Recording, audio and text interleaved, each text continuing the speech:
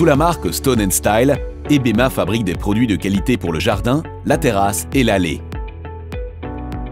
Nous accordons une grande importance à ce que la pose soit correcte. Voici comment réaliser la pose des dalles Megateagles de grand format. Une pose correcte commence par la mise en œuvre d'une bonne fondation. Mélangez les dalles Mega Smooth de grand format de plusieurs paquets. Posez les dalles Mega Smooth, de préférence avec une pince de positionnement à vide. Vous en trouverez dans la plupart des centres de location. L'aire de pose doit supporter les Megateagles de grand format sur toute leur superficie. Lorsque les dalles Megateagles de grand format ne sont pas au bon niveau, adaptez l'aire de pose. Couvrez les dalles afin de prévenir les taches de ciment, sable stabilisé ou sable argileux. L'utilisation d'une pince mécanique risque d'endommager les dalles. Si vous en utilisez une, prévoyez une protection en caoutchouc. Utilisez une pente d'au moins 1 cm par mètre pour évacuer l'eau de surface.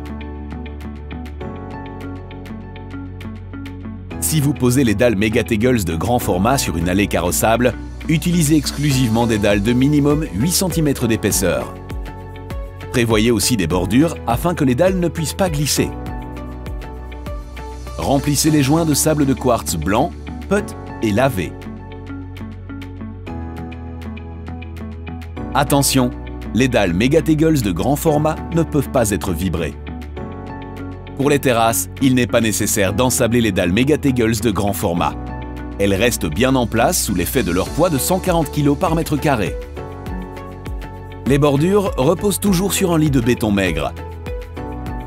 Il sera composé de sable, de gravier fin ou de pierraille et de 150 à 200 kg de ciment de classe 32.5 par mètre cube.